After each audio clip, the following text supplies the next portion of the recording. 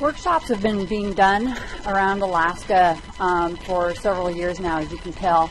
And these stories can be done anywhere from 1 minute to, I mean, if you had a lot of file space, you could have an incredibly long 15, 20, 30-minute story.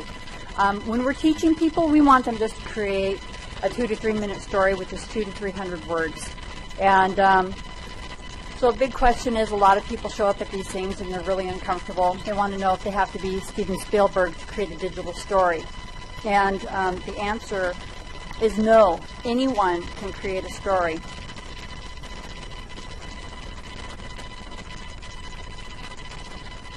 This young gentleman that I'm going to show, his story is from Klukwan, and I think he did a fabulous job of preserving something that he was taught.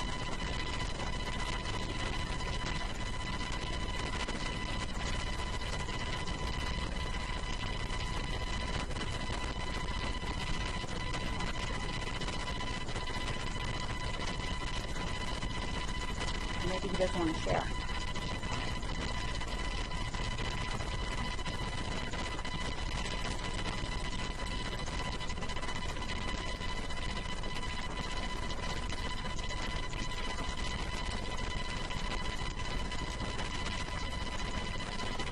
I live in Southern Alaska. I show you awesome place to do everything. Here in this village is where we villagers do everything our ancestors did, and a little bit more. We play basketball, we surfing, wood, hunting, carve, cut fish, hunting, and much more. But my most favorite thing to do is smoking fish with my grandfather, the great man known as Smoke Joe Cassie Sr. This is how we smoke our smoke. First, we have to make a net to catch the fish. This method takes about half an hour. My grandfather gets tired. He wants moving the net and I throw the rest. After we're done with the net, we have to set it out in the river. We set the net in spots we think will bring us a lot of fish. When we catch the fish, we put them in a tub of water and let them sit overnight. 40 minutes help get the slime off and make the fish less slippery. Next, we clean the fish, taking out all the gut, blood, and leaving only the meat and very few bones. We can cut 60 fish in an hour and a half, with both him and I working together. The way that my grandfather made, he works was done by our ancestors. The right way, as my grandfather said. Don't do it any other way. This is done very carefully. If you cut yourself, you risk killing dead persons at a fish farm. After we are done, we hang the fish on poles in the smokehouse. With fires to dry it. This takes about 2 days to 2 weeks, depending on how dry we want the fish to be. After the fish dries the way we want it, we then start the canning process. When the canning is done, we then push it with the canned fish, so that it is sealed. Sealed fish makes a great snack for winter. This is a lot of hard work, but in the end, it's all worth it. Learning to do this has taken me 5 years to do it right, and I still have a lot to learn.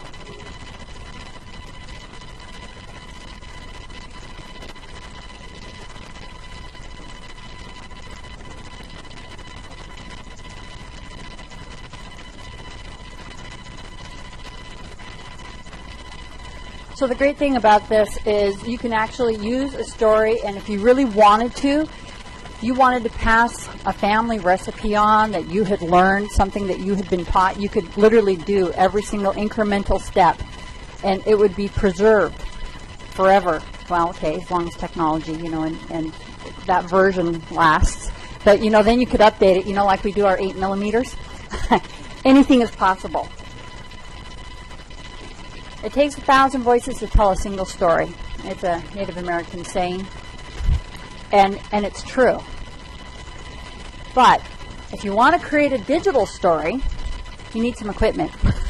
So you need some hardware, a computer, PCs, window-based, or what we work with when we go in and teach people. We also use Macs, and OS 9 and higher, really good. So the other thing that is we're able to do things now on are iPads, and that's kind of the wave of where we're going now. So Search is looking at investing in iPads. But, schools have iPads, and they have Macs, and they have PCs, and going to different places, we have to be able to use different things. So additional equipment that you're going to need will be a scanner, because you want to scan in the photos. So some people, like my grandmother, had some really old photos, and those can be preserved, and stories can be told around them. You'll need a microphone in order to record your voice, and then you'll need speakers so people can hear your story, because often the laptop is not enough. Additional equipment, which is optional, you need a digital camera if you want to capture photos right now. You'll need a USB flash drive to back your story up onto. Internet access if you want to get music like I had in the background of mine. Or, if you've recorded your own music, that's fine too. For purposes for search, we cannot allow any of our students to use copyrighted music or photos. So internet access, when we go in through there, we have to be very careful that we point them to royalty-free music or photos so that they can import them. Headphones are really nice if you're in a class. That way you're the only person listening as you're editing your document. And then you need a projector and a screen in order to show lots of people. Don't forget the popcorn.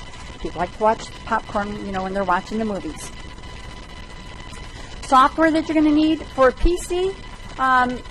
We like to teach with free, but because it's free doesn't mean it's the best. There are a lot of glitches with Movie Maker, so you have to save a lot. But you can download Windows Movie Maker for free, and it gets the job done. A lot of these stories that you're going to watch were created in Movie Maker. Just remember to save. Audacity is what we use to edit the audio portion. So if you make a mistake, if you trip, you stumble, basically I tell people take a deep breath, go back to the beginning of that sentence and start again. And then you just go in and you clip it out. The other nice thing about it is you can make it a lot louder, you can make it a lot quieter, you can do an echoey effect. There's some really cool things that you can do with Audacity. And then you can also download extra little bits and put them in there and make everything even more fancy. But that's just the beginning. For a Mac, or the iPad. You can go into their store. You can buy pages or notes. Notes are already sitting on there, and you're just going to write out your story on there. And then you need iMovie to lay down your storyboard, all the pictures that you're importing. And then you need GarageBand to go ahead and edit your audio. If stories come to you, care for them and learn to give them away where they are needed. Sometimes a person needs a story more than food to stay alive. So, what types of stories should I tell, or should you tell? Well, one of the things that we suggest is that you share your passions.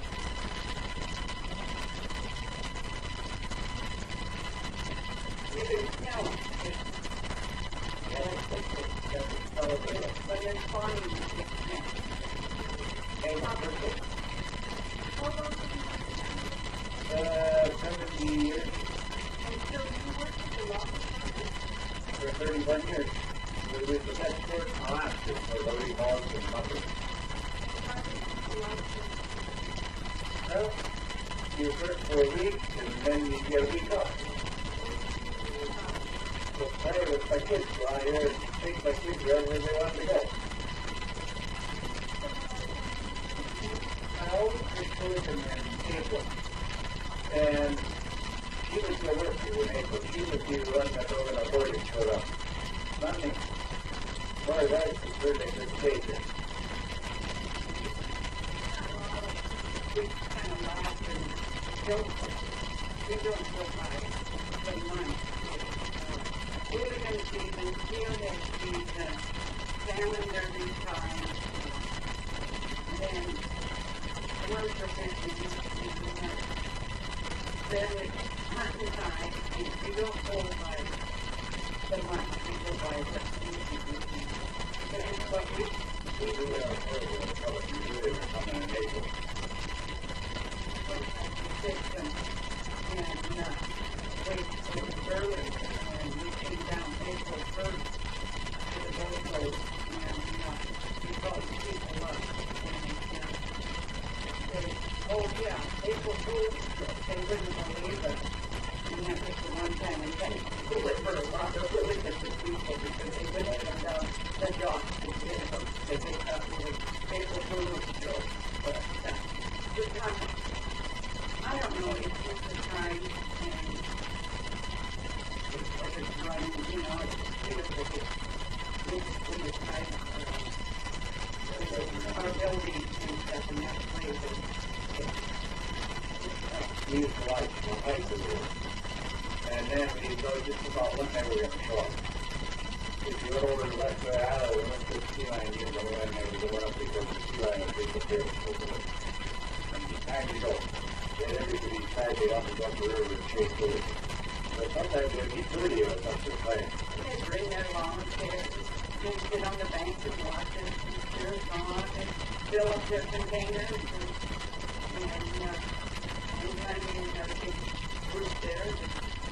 Kids were playing jump rope, and And we go out to the gas, and we had our show, we didn't have no one, so we could read. And then we still have a good time.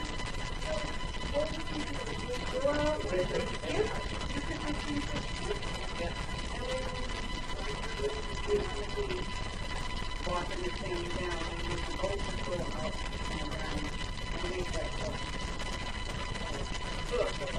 and then they go down to the floor, and they would bring it in, and then lift them off the boat, and make sure they throw the anchor, and they go in that, into the thing,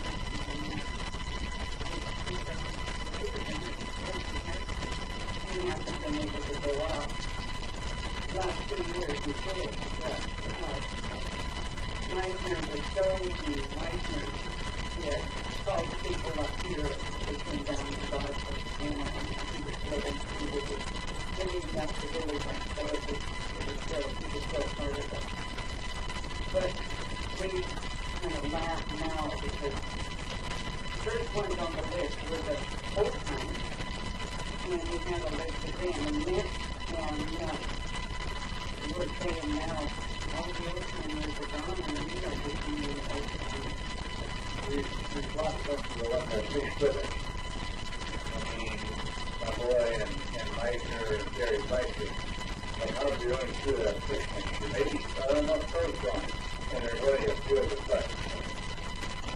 Because of these younger guys, we got to all the other folks in Mango, that he knows. Yeah. I don't know. I wish I could go backwards. But I've been 55 years, so I've done some time. Okay, so how many of you are lucky enough to have a recording of maybe your elders or people that you love? Yeah. So you can take those stories and you can import them into one of those software programs that I told you about. And if you had photos, you could have put photos along so you could have some visual memories while it was going on. In this particular case, the young lady was just able to grab just the voice, and then they agreed to allow us to have it. But I think it's kind of a precious memory, and I just wanted you guys to be very aware that these types of precious memories are things that you guys can do things with. And if you wanted, if you had photos that could go along with them. you can create a digital story or just an audio story. So, you know, this is really good for being able to share your experiences.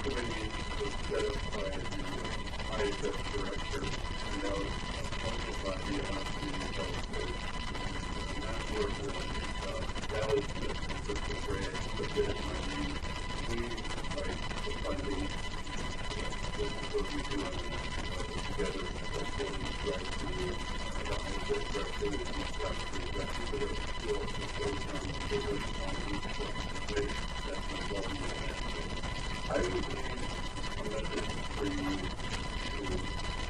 better care of yourself, your family, your loved ones, be healthy, move on. It's a way to clean your brain, being involved in physical activity. Take better care of yourself, right, and be healthy. If you're a healthy person, you're a different person.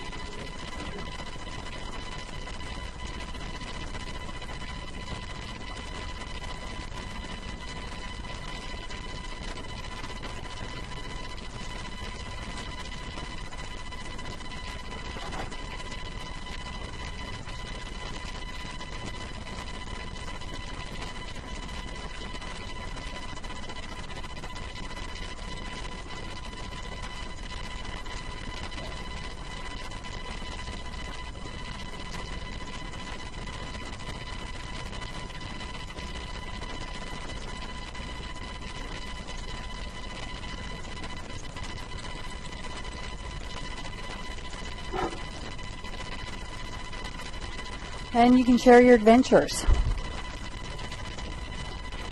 You can share your joy. And you can share your mission.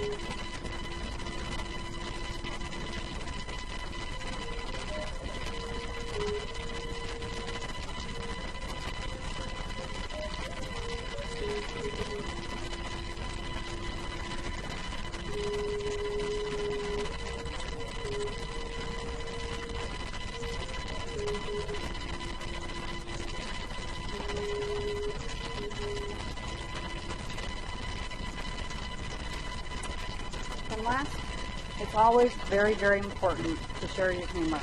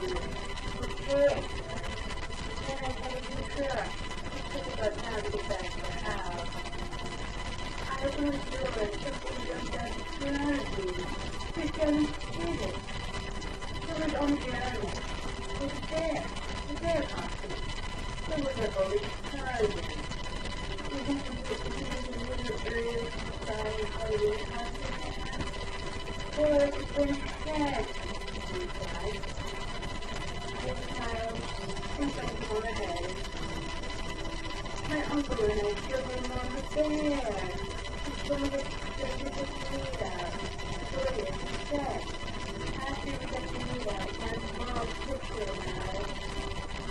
was being tattooed around my uncle and a little kid.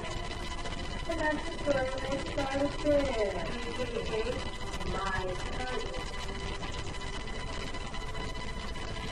Yes, it's not a real story.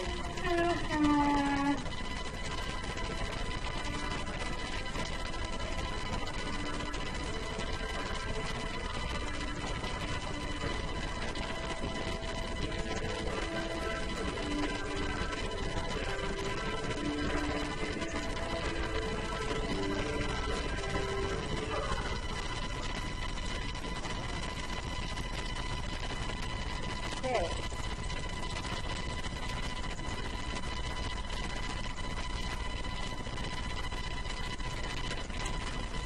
So life will go on as long as there is someone to sing, to dance, and to tell stories, and to listen. If you want more information, you can go to storycenter.org. Microsoft.com has some educational bits for people who teach to tell you how to do it, the equipment that you need. If you want to watch more stories, you can go to Story Center. They have some fabulous stories just to get, get your juices flowing. YouTube has a Search Medical channel, and ANTHC also has a channel called ANTHC Store Outside. And both of these have digital stories that have been created by people just like you. So, gonna cheesh.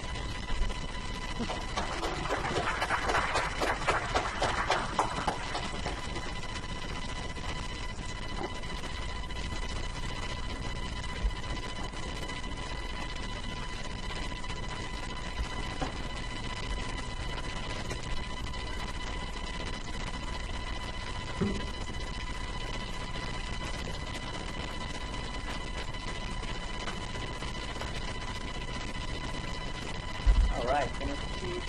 And while we're transitioning, if you have any questions, you can find her after, or after the next session.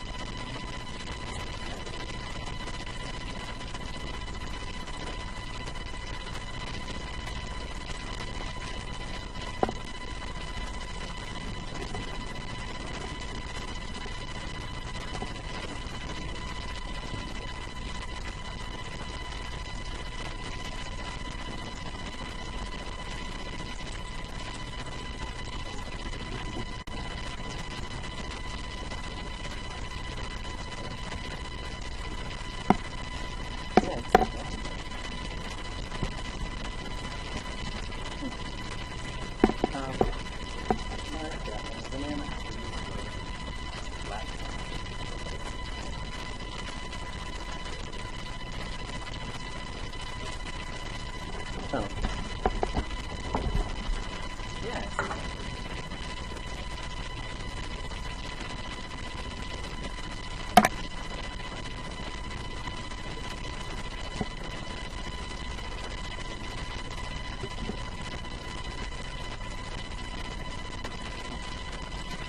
Oh, wait, okay. Somewhere. Wrong transition.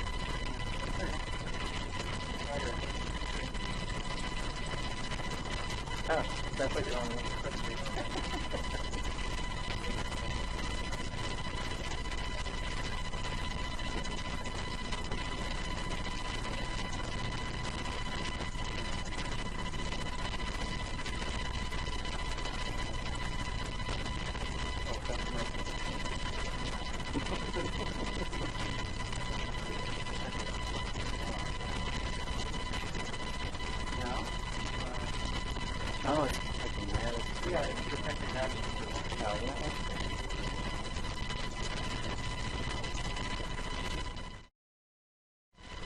Sheesh there. All right. Now that we've had the digital age transition, the first thing I want to do is acknowledge our current Alaska Native Languages staff. And let's see who's here. Paneo T. Don. Marcia Hodge. Marcia teaches our intermediate and advanced Tlingit language classes and some classes that we've worked together to plan, which I'll talk about in a few moments. Marcia's originally comes from Klukwan and has ties up into the interior as well. And every time I'm around her, I'm enriched by her knowledge and continue to learn from her language. Chish, Kakishawu, Kitan. This is Carrie Eccleston. She teaches our Tlingit linguistics class, which is tremendous fun because we get through Gold Belt Heritage, through their support, we get a lot of speakers in the same place and learners, and we hammer over a bunch of grammar stuff, and it's great fun. It's fantastic. The current dictionary we have and a lot of the language stuff that we work off of is because of Carrie's fantastic work with the language.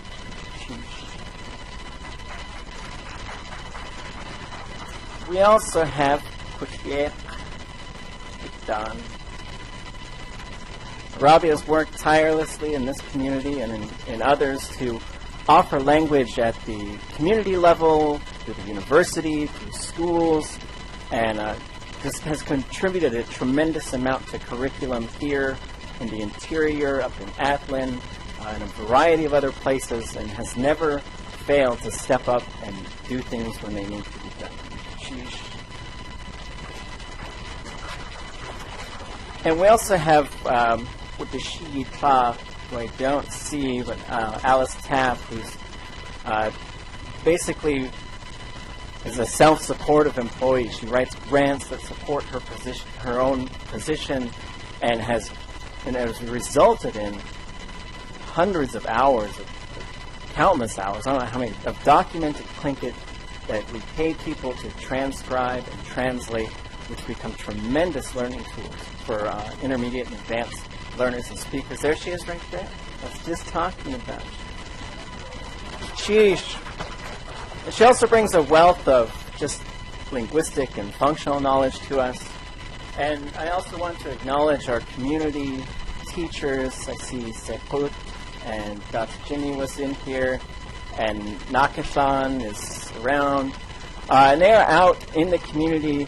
Yesh has also been teaching and really trying to take what we learn. And those of us who teach, it's funny because it's kind of like I'll go learn something and then immediately go teach it, because we're just really trying to play catch up with all of this language. It's just so much fun.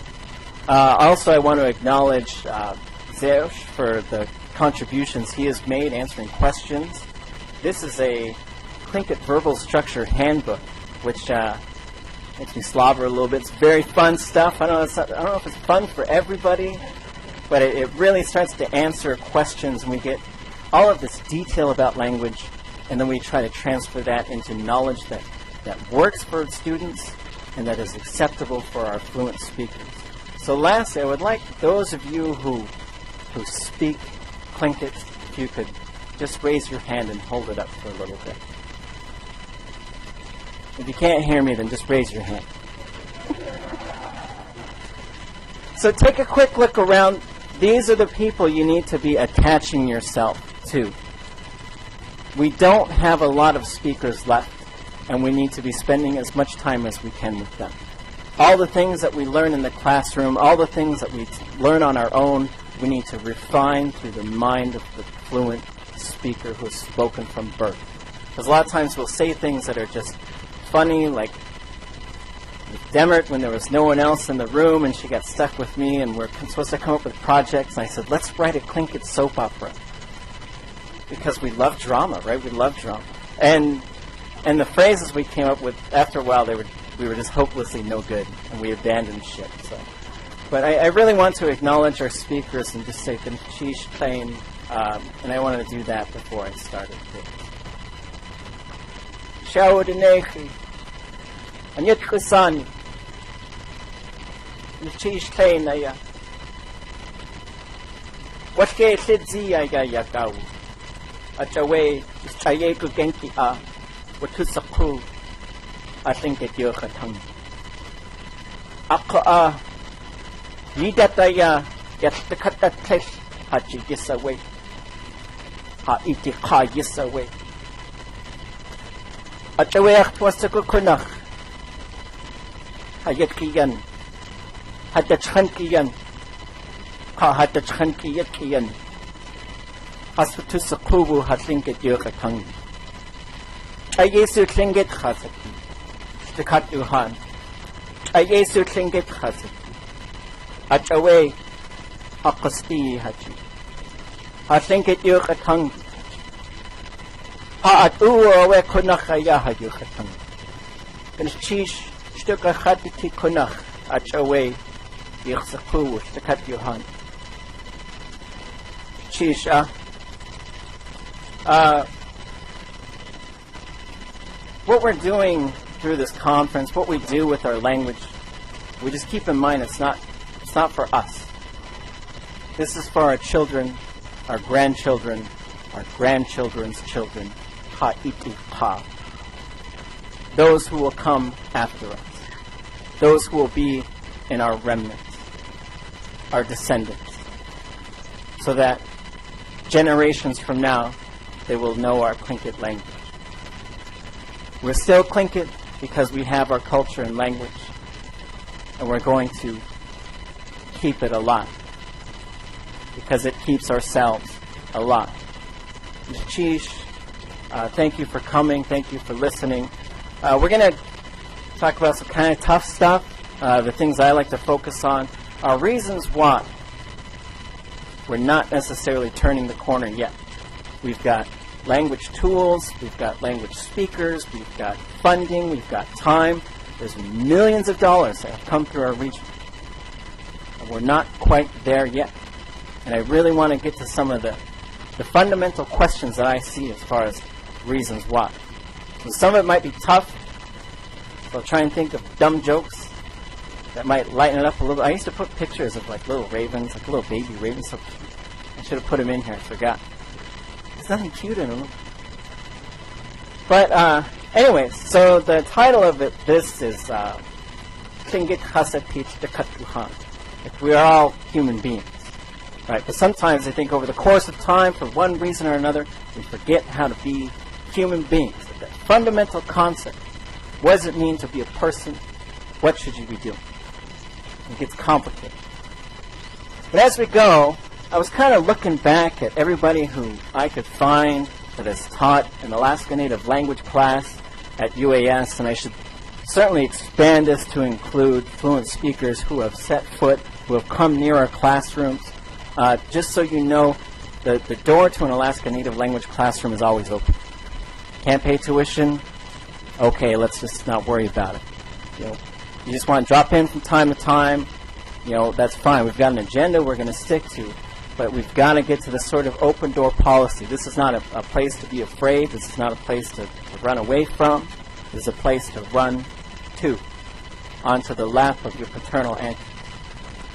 So going through, we've got Alice Taft, Ben Young, Bessie Cooley, Chuck Natkong, Roy Mitchell, Duffy Wright, David Katzik, David Boxley, Donna Mae Roberts, Edward Gamble, Esther Shea, Evelyn Hotch, Florence Shakely, Grover McDermott, Janice Gullickson, Jeff Lear, Jessica Chester, Jim McDermott, Jordan Latchler, Kenneth Austin, Kerry Eggleston, Edwina Jones, Linda Schrack, Lyle James, Hans Chester, Marsha Hotch, Martha Denny, Nora Dowenhauer, Phyllis Almquist, Priscilla Schultz, Richard Dowenhauer, Robbie Littlefield, Vesta Dominics, Vivian Moore, Yarovara. So as you can see, I'm in esteemed company. I'm going to walk on their footprints. And the things that I'm able to do, or I may be able to do, are only because I've got great people that I work with and that I have worked with. If we take a look, something of interest, this is our enrollment in Alaska Native language classes by year. So there was somewhere around 2004 where we were really gaining momentum. With 225 people, we weren't, there was, when you've got a lot of people, you can teach a lot of different classes. You're not just restricted to intro, intermediate, advanced language classes, because we need to go beyond that to languages functioning in different areas. If you go to Yupik country, they had a class called Yupik Spirituality, it was a full class. It was not a language class, but that's all they spoke was Yupik. And my dream is to get us to that level. The first time I went to AFN, I saw these elders wearing big headphones. I said, what are they wearing those headphones for? Someone said, they got translators up there who are translating everything that's going on into Yupik. I said, I want that. I want to be there. So we want to be like them. We want to be like, we see it with Maori and Hawaii, and they're sort of hot topics in linguistics and Native American language work, where we want to go study what they do. But I think we've got to shift things so it's like we're just going to do what they did. I think we've studied it, but the implementation is somewhere that we're kind of stuck with. And so you can see we've kind of leveled out a little bit, and so it's going to be time we're trying to get aggressive. We're going to just start gaff hooking people and dragging them into classrooms, because it breaks my heart to see we had 19 people in beginning Tlingit. By the end of the semester, we had 11. By the time the next semester started, we had 6. And that's a regular pattern. It's a pattern in college classes in general. And there's something to be said about Native retention in colleges. We're trying to address that, in particular with our Alaska Native young men. We can't hold on to it. There's got to be some answer there. At the university, we want to get more aggressive about just confronting these things head on and trying to find answers so we can fill seats and we can really continue to build a program. In the fall, these are the classes that we offer. We've got an introduction to Tlingit, which is really it's not scary. It's only an hour a week. Practice some sounds, have some fun. It's always fun. Elementary Tlingit 1, our goal is to offer elementary Haida and elementary Tsimshian, so we are teaching all 3 of our Alaska Native languages. It's the University of Alaska Southeast, not the University of Alaska Tlingit. And so we want to make sure that we're pulling those in. But it's a challenge. It's a challenge because, we've got to really, I've heard our administration say it's one campus across all of Southeast Alaska, but I want to see that. I want to see that that's something I could say, yeah, that's what we have. Because I don't know if we're quite there yet. But the technology is there to tie people in. It's just a matter of identifying teachers who can teach the class and students who could come in. And we'll get to how we get more creative at the end. There's also intermediate Tlingit, advanced Tlingit, our Tlingit linguistics class, if we can talk Carrie into doing that again. And we also have an Alaska Native Language Apprentice and Mentorship, which Alice has been putting together, and it's been fantastic. And then Tlingit Conversation, Transcription, and Translation, which is, there's so much work, so much beneficial work when you're transcribing and translating language. And there's 2 classes we're going to try for the first time. There's also Intro to Tlingit Reading, Spelling, and Transcription for fluent speakers who might want to learn how to read and write Tlingit, or for people who can understand a little bit and just want to practice reading and writing. We have these classes. And as far as registering for classes, if you are a senior citizen, you can register. It doesn't cost. There's no tuition. So come on, take any classes you want. Come fill our university up. And then there's 2 classes we're going to try this semester. One is Tlingit for the Family and Home, which eventually would be something ideally off campus. It's a little bit tough to try and figure out how we're going to do these. But this is language functioning in the home. You got a dying language unless it's being spoken in the home. And it's just point blank, that's all there is to it. You don't need any math or anything more than that. And in addition to that, there's a class called Tlingit for the Latent Speaker, which we might adjust the term, but it's basically for people who can understand Tlingit. I have an auntie, and we were sitting, and I showed her this video of people speaking Tlingit, and she's telling me what they're saying. and everybody says she can't speak Tlingit or she won't. And at one point I was speaking Tlingit, and she's responding to me in English. So there are people, and it's common throughout indigenous communities, North America especially, I think, where people can understand the language, but for whatever reason there's a barrier, and it's difficult to speak. And we're going to explore some of those things as well. But we really want to encourage people to try these new classes and to give it a shot. You know, it's tough. Sometimes you got to put yourself out there, but we're going to hold you up. We're going to hold each other up because we're in this together. This is one vessel. This is what we're going to do. So in a general introduction, some of the things, you know, we try to push as well is an understanding of Tlingit culture along with Tlingit language, especially at the introductory level. We hand out a lot of things that have been done by people who are smarter and better than we are, and then they started looking at things and saying, how do we document this? The concept of Tlingit kwans, a kwan, a clan, a house, a moiety, and so that we can start to get this stuff on record. And so there's a poster, I'm sure many of you have seen it, and it shows these different Tlingit territories, more or less. And then there's a big list of clans. We've got 2 moieties, and then we've got about 79, 80 known clans, hundreds of houses, hundreds of crests. And some of the work we're doing in Alaska Native languages is we're trying to document this stuff. So we'll develop these lists, which is based on other work that's been done out there. And we're trying to just say, well, let's list every clan and kind of put them into groups, because clans generally exist in these groups. And then Jeff Lear started doing work to look at the linguistic meaning of a clan's name. And that way we can say, well, here's what the clan name means, because it's very common. I've had people come to my class and they say, well, I thought Wushkitan means shark, right? Like it's a direct association with the animal.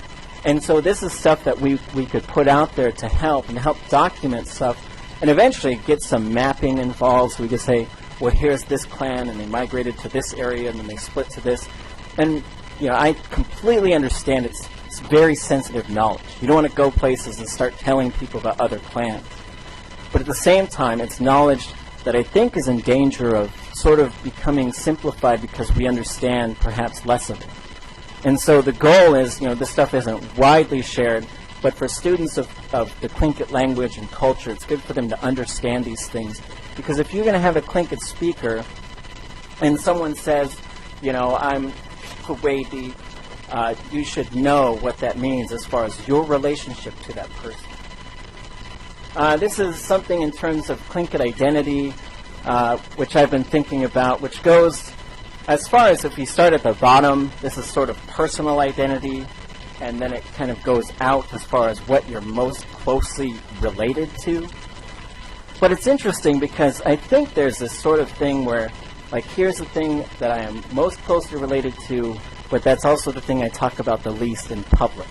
And so we're trying to really push more culture as well, so that our students aren't standing up and talking about themselves, but they're talking about their in-laws, or they're talking about their teachers, or they're directing attention away from the self, because I see it as a very traditional thing. This is a fun chart. I was working, I got this from James, and pronouns are fun places to start, to sort of look at how they function. This is, we're not going to do like language lessons. There are people who are better at this stuff than I am. But it's very fun to look at these things in terms of how they function, how you can identify them. And these are the types of things we try and give our students. My philosophy is you give a student just a little bit more than you think that he or she can handle. You always got to be careful so you're not flooding a student and then they just shut down. But you want to give them, because then they'll start to see that. They'll say, oh, well, I've seen this, and I see this, and I see this. And so that they can go through text and go through and listen to Tlingit and say, what words are you recognizing? What words are you recognizing? So this gets us to North American language families. This is important to understand, too. We've got really 4 language families in Alaska. We've got the Islip, that's Haida. We've got Tsimshianic. We've got Na-Dene, which includes Tlingit and the Athabaskan languages. And then the Eskimo Aleut languages. And so maps like this, when we talk about it with our students, it helps them see that there's a complexity to these languages. It's related to migrations. And it's very interesting to try and piece these things together and also talk to people who are within our language families and talk about similar circumstances, teaching methods, things that we're finding as far as common words, like ach is seemingly everywhere in a very similar form. So the little rabbit was hopping all over Na-Dene language families for some reason. And those things are kind of interesting to look at. The other thing we like to look at is the current languages in Alaska, and this is from the Alaska Native Language Center at UAF. And one thing I like to do with students and when I talk is say, Alaska had groups, but then there's these borders that get sort of superimposed on things. And it gets complicated when we start slicing things up into all these different pieces. And I think if we can take a look at that stuff and figure out what it does, we can start to figure out how to transcend some of those borders. So these are the languages. There's 21 of them in Alaska. Eyak is, of course, the one that's struggling the most right now, as well as Kaigani Haida, which is the Alaskan Haida, as far as numbers of speakers. But Maria Williams is here, Shatpa, and I borrowed from some of her research. She's up at University of Alaska, Anchorage. And one thing I started reading about was the Comedy Plan. How many people have heard of this? A few. And so this was, shortly after Alaska becomes United States. And there was a meeting between really a few people, and it's spearheaded by Sheldon Jackson, where they say, well, we need to divide this thing up so we can figure out how to sort of missionize the state. And Maria Williams was making some really neat claims about this, saying the level of tolerance for speaking language results directly in the number of speakers you have today. And also, so two of the questions that were asked is, well, when these groups came in, did they allow the language to be spoken? That's question number one. Question number two is, do they allow mask dancing? Because those were two of the first things to go. And it's really interesting to study this stuff, because if you go into some of the most liberal areas that would allow things like mask dancing, for example, in King Island, they could mask dance, but every year before their big ceremonies, they would have to audition before the religious leader, who would then tell them what they could or couldn't do. Like if they don't do this part, okay, you can do this part. And so you get a very censored version of Alaska Native culture, which I think is something to keep in mind. And this is not saying anything against religion or anything like that. I gave this a part of this presentation one time, and all the lights went out right after I did this slide, so don't cut the power wherever powers that be. So then we can divide it also into our regional corporations, and this has a lot to do in terms of identity, land, belonging on the land, and they contribute, I think, to a sort of scattered worldview as far as where you belong and how you construct your identity. Because if we were to combine the Alaska Native language regions and the Comedy Act religious regions and our ANCSA corporations, we get this big mess of spaghetti. And and I think it has something to do with how scattered we are. I think there's a lot of, at least there have been over the years, ideas of divide them up so that they can't unite and stay strong. And we have to be conscious of that, because we always, my opinion is we get the urge a lot to just start ripping each other apart when we should be, on the same team. So to further complicate things, this is my little weird timeline that talks about the progression or the shift of traditional governance, where we had matrilineal clans and leadership. We had the concept of At'u, which really drove a lot of social function. We have Hakusti, the way that we live. And it all begins to change as we start to interact, and there's land claims.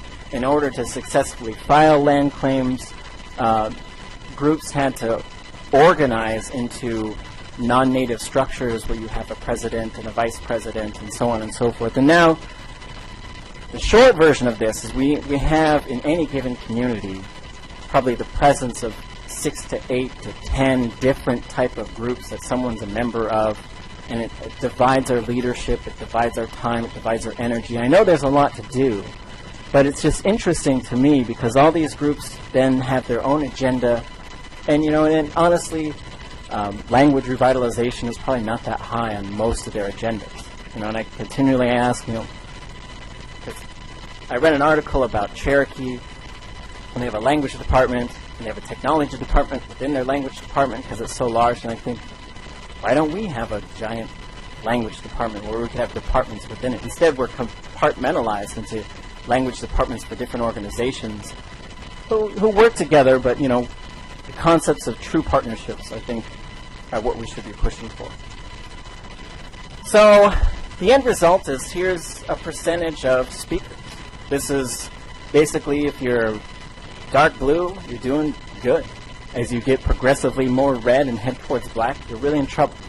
You're really in trouble. If you look at Southeast Alaska, we probably have 1 to 5% of our people who can speak our language. 1 to 5% of our people. Right? And that's not enough. It's just, and so we've got to somehow, people have talked about this, but that sense of urgency has not set in yet. And so we've got to think about that as a people and say, how do we turn the tide so that we're doing more than just talking about these things? Because if we look at our languages, here's our languages in very approximate populations. There's probably more Tlingit people than that. But as far as the number of speakers, Kigani Haida, there might be 4 to 6 speakers. I was really having a hard time with some of these numbers, but it gives you an idea of where things are at. And what you've got is you got trouble all over. You got trouble all over as far as languages go. And the quote that I remember, there was a guy who was talking about the Cherokee language. He says, if I can't think in Cherokee, am I Cherokee? And those are interesting questions to ask ourselves. Can you think in the Tlingit language? Because it gives you a different perspective than it does in English. And so this is a chart as well. It shows you the blue line is population, the red line is speakers as far as numbers. And so if you get outside of really Yupik, it starts to flatten pretty fast. Inupiaq has pretty high number of speakers, but relatively it's fairly low. And so that's the thing, is how many people do you have, how many people speak your language? And so this is a look at other sort of related languages and also just some examples throughout the nation to see where things are at. I just sort of grabbed some groups and looked for some numbers. And this is kind of what it looks like on a chart. Similar thing. You've got a few that are doing well, but even tribes with really large populations like Cherokee and Ojibwe, to some extent Navajo, though Navajo's really strong as far as having a number of speakers because they've got a large population, a pretty good percentage. It's really often really low. So, we're not alone with this, but we need to find ways to really turn the corner. So there's concepts we can talk about. Some of the concepts we talk about are just population loss. Right? In different communities, you're looking at anywhere from 30 to up to 80%, in some cases 90% or more of your population that gets lost, mostly to disease, but also to other factors. And this affects just your ability to transmit knowledge. If you add to that the sort of language policies, to not speak your language. For example, someone told me a story. They said when I was really little, or told a friend of mine a story. When I was really little, I went to boarding school in Skagway, and all I remember is when I would speak Tlingit, they would turn the shower on ice cold and put me in. It took me a long time to realize it was because I was speaking my language. And she said, now I don't speak it anymore. And then she laughed, right? And so there's at times we laugh at it because it's just so tragic. It's a survival tool. But it's a reality that we are now collectively still housing that shame with speaking our languages. Right? I really think our barriers are psychological. I think it's a difficult language. It's an incredibly difficult language. But I don't think that's the reason why. I think there are things beyond that keep us from truly gathering with each other and living in this language. So population decline, it's hit other areas just as hard as here, and in many cases harder on the East Coast. You've got really low populations as far as Native American people. And so, this also, it all contributes to language loss. And other things we want to keep in mind. If we look at Alaska Natives and we look at causes of death, the one thing that we always look at is how high suicide is on the list, and also how high some of these other things, which could be related to lifestyle issues. I honestly believe if we revitalize our languages, we've got answers to those things. Walter Soboleff said, people who know who they are don't kill themselves. And we know if we're speaking Tlingit and we're living in Tlingit, we're probably getting more familiar with our foods and our land, and we're living better, healthier lives. So one thing that you keep in mind when we talk about suicide is we are, as far as Native Americans, we're flying solo on some of these statistics. If you look at ages 10 to 19, if your leading cause of death is suicide, you've got an enormous problem, and that's what we have. But the key with these things is to look at them in a positive light. Declining language, suicide, all these different statistics, there's tons that can be thrown out there. But you look at them in terms of what can we do to counter these things, to take a look at them and to push them out and say, we don't want you here anymore. We're shifting our direction. And that's something very important. If you look at other populations, the majority of your suicide is within elderly populations, whereas in Alaska Native populations, it's non-existent. Once you get into the elderly population, it's a non-existent factor pretty much. But it's there with our youth. And if we want to keep our youth, we've got to get aggressive with ways we pull them in the door, with ways we stop the fighting amongst each other and the divisions. I'm in this group, you're in that group. And we realize that there was a unity that we had, and that unity came through our culture, which lives in our language. The other thing we can look at is we look at other types of statistics that interest me are violence upon Native Americans. The short version of this slide is a study was released, and the study showed it was looking at violent crimes and ethnicity. And the thing that interested me is that the majority of ethnic groups committed most of their violent crimes among themselves. It's what you call white-on-white crime or black-on-black crime or whatever. The lone exception was Native Americans, who received the majority of their violent crimes from outside their own ethnicity. And it's from the white Caucasian population. In the case of violent crimes, it's about 60%. In the case of rape and sexual assault, it's about 80% of reported crimes. Now, the problem with that is we're, in many cases, 3 times as likely to become victims of these things, especially our women. And these are factors that affect language because you have a population that's still being literally beaten down. And we've got to look at these things and be aware of them and start talking about them on a larger level than just within ourselves, so we can start changing our society by raising awareness to things like this. Because we still have imagery like this, which promotes this whole idea of the Native American woman as a sexual object, and we're objectified and we're stereotyped in a lot of other ways. Let's Miss America or something on the bottom left, chair in the middle. And so if we recognize what these things do as far as our own image of ourselves, it's very interesting. Because you look at what boarding schools have done, right? Kill the Indian, save the man. That was the writing philosophy behind these things. So if you wipe out somebody's image of themselves, which is mostly contained within culture and language, and you start replacing them with these generic, simplified things like a sexual object or a brute savage, then it's very hard for people to construct a complicated, true identity, which I think they had through language. There's all kinds of horror stories from residential schools. I think it affects us sometimes because if you say, come into the classroom to learn Tlingit, a lot of our people are going to have memories associated with classrooms about having their identity beaten out of them. So we have to rethink that classroom. We have to take over campuses. We have to take over schools. We have to say, we're going to run this thing our way. And it could be a more family-based environment. And what I would envision down the road is a classroom that has multiple generations in it at one time. And that's the whole driving principle behind the family Tlingit class. Is to say, this is a family problem. And it's a collective problem. There are people who benefit from the loss of our languages, all over the place. And so when people, one of the things that I've heard in roundabout ways, no one has said it to me yet, is when I talk about some of these ideas, like I said, well, what if the University of Alaska made everybody take one Alaska Native language class? Or what if these Alaska Native language classes were free? Then some people, they haven't said it to me yet. I'm waiting for that argument to come to me, but they say that's something an Alaska Native corporation should pay for, which is that's a tough thing, right? Because our corporations are established in exchange for land.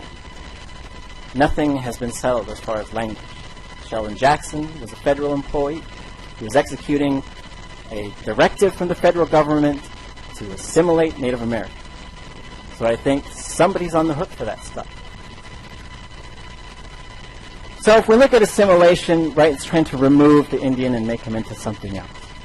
And it's really interesting because it doesn't work.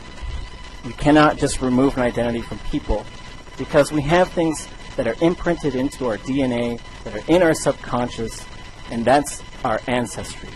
That's why when you learn your language, when you start to figure it out, the hairs on the back of your neck stand up. When a dance room comes in and you start crying, it's because your ancestor's right behind you. And these concepts cannot be taken away. And that's why language cannot be taken away. That's why identity cannot be taken away. But at the same time, the cowboys are becoming Indians, which is just sort of a strange fact I thought I'd throw in there. 'Cause I don't understand it. And then there's these groups like the Improved Order of Red Men, which I don't understand either, but I'm fascinated.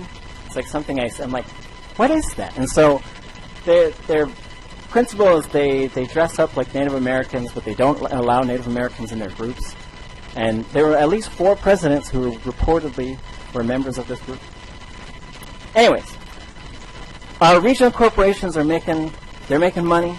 I think they're investing into our languages, and that's good. You know, I see things going on up north where they're investing into Rosetta Stone and other things. But I agree with what James and others have said, that it's not the method. It's not the method. You got to get your people to work hard. You know, shut off the television and try and get in the language. And it's hard. It is hard. It's hard. When we get out there and we say, okay, let's just speak Tlingit. And, you know, and I've been doing this for almost 20 years, and I can make it about a minute and a half, and then I'm really running out of things to say. And so that's why we got to get creative and just create these environments where we fill it with speakers. And we think we don't always need a curriculum and an agenda. We just need places where we bring our language to life. So as far as what I think needs to happen is we become solution-driven people. I could tell you about all these problems. I'm interested in them. I think we need to identify these problems, but not say, oh, man, all this stuff happened. But just say, we're conscious of that, but we're going to let it go. That's not our way. It's not our way to shame someone out when they make a mistake. It's our way to encourage mistakes because they're learning opportunities. You need to listen. You need to speak. You need to watch. You need to study. You need to try. You need to work. And so it drives me nuts. I talk about languages. I'm like, okay, go study this stuff. And the student comes back and they obviously don't study anything, which I think is common for most teachers. I think it happens. But we've got to get that sense of urgency. And I continue to stress, nobody can teach you Tlingit except yourself. You put yourself in those positions. You work hard. You surround yourself with the language. You've got so much recorded language, you can just listen to the tapes all the time. We can reclaim our identity. Emma Marx said, we recognize our language is our atu. That's our thing to take care of. That's what connects us directly to our ancestors. That is the one thing that can never be taken away. And don't wait for solutions. Like sometimes we say, oh, if we only had this money, or if this grant hadn't run out, if only I had more time, and sometimes we're ashamed, like we feel like we should know. Sometimes we're embarrassed because we're going to make a mistake. Sometimes we have performance anxiety. Like, I feel like when I'm sitting in my kitchen, I can speak Tlingit with the best of them, which I can't. But I feel that way sometimes. But then I'll get in front of Nora, or I'll see Ruth, and all of a sudden I feel like I'm 6 years old and I can hardly say anything. But it's just, I'm impressed. I'm impressed with knowledge. I love surrounding myself with people who know and who could teach me. There are relationships in this language that you never would have thought of. You never would have thought of until you learn this language. And we need creative partnerships. People can sponsor classes at the University of Alaska. We could tell organizations, you know what? You could sponsor this class so students don't have to pay for it. I've had a student who said, I would love to learn, but I don't have $600 to study my language. And I understand that. I do. We can have classes within our native organizations. I think it'd be great if we got 100 people working at an office, they've got an hour for lunch. Let's teach them some Tlingit while they're eating. Let's spit their food all over. It'd be great. We can have tuition waivers. I think Alaska Native organizations should offer employee incentives. If you learn your language, you're going to get something. Oh, let's get creative. Come up with something. Make it a driving mission of your organization to be a part of this movement. Mandatory classes, I've thrown the idea out there. I had a friend who said, that's how Hitler got started. I'm like, Hitler wasn't teaching Tlingit. So, and I had another lady, I said the University of Alaska should, every staff member, faculty member, student should have to take just one Alaska Native language class so they can understand what kind of ship we're in. And somebody wrote to me and said, she teaches English in Anchorage, and she said, if I learn your language, my culture's going to die. And I just about literally fell on the ground. And I couldn't even write back. I couldn't even put like a question mark because I was lost. And also the concept of the language nest. We need to absorb that in whatever method we can. Get kids together. A kid is not going to be ashamed to try to speak the language if you surround that child with the language all the time. So we need to have physical places where, like Dr. Caulfield was talking about, once you cross that threshold, you either speak Tlingit or you just listen. We need to create those places where the language exists at all times. That's it. Cheese.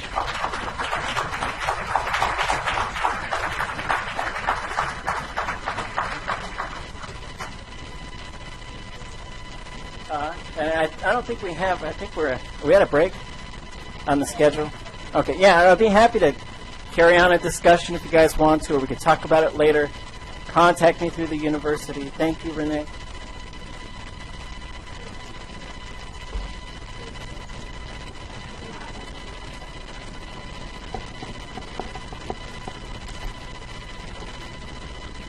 I know.